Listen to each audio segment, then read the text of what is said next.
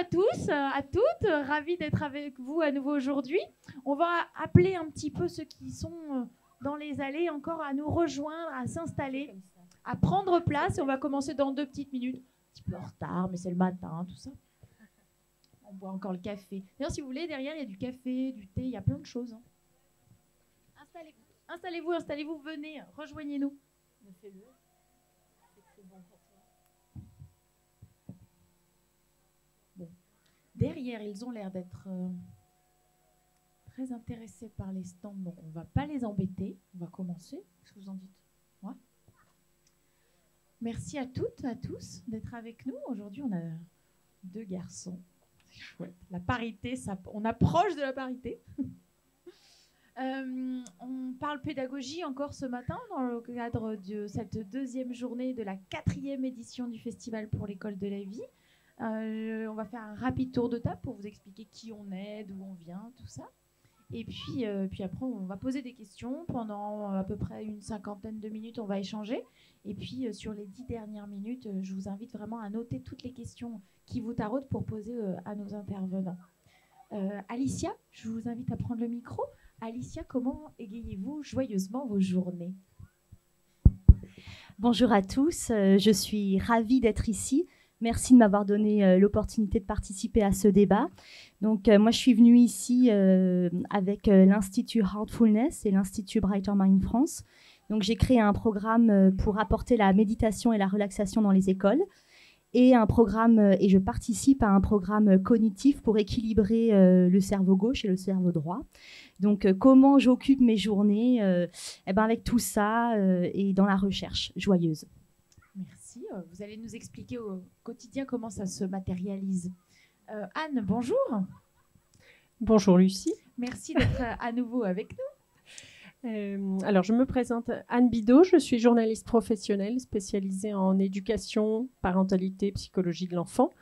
Je travaille pour divers titres de la presse parentale nationale, dont Pomme d'Api, que vous avez peut-être croisé dans votre enfance ou votre travail de parent. Et sinon, j'ai un magazine que je gère avec une associée qui s'appelle L'Enfant et la vie, qui est un magazine indépendant et sans publicité, et qui s'adresse aux parents et aux professionnels de l'éducation. Et je suis là surtout pour ce dernier numéro, puisqu'il porte sur les pédagogies alternatives. Voilà. Et puis, si dans la salle, certaines personnes veulent en savoir plus, je crois que vous avez un stand pas très loin. On a un stand dans cette allée, un petit peu plus loin. Il faut suivre, et c'est le numéro 92. Merci. Il y a un grand kakémono qui est très beau parce qu'il est tout neuf. On en est très fiers. Merci Anne. Passez le micro à Alexandra. Bonjour Alexandra. Bonjour Lucie. Comment allez-vous depuis hier? Très bien, merci. Alors, est-ce que vous voulez nous raconter comment vous égayez, vous aussi, joyeusement vos journées? Avec beaucoup de joie. Et mes journées avec beaucoup de joie également. Donc, je suis Alexandra Brimbrook et pleinement convaincue que nous sommes tous brillants. Donc, je travaille au quotidien, 2 jours par semaine avec des enfants en école primaire. À côté, j'ai un organisme de formation. Je fais des formations en communication et pédagogie. Et puis, j'écris. Et je suis très heureuse de vous présenter le livre qui est sorti au mois de mars, qui s'appelle « Comment révéler le potentiel de chacun ».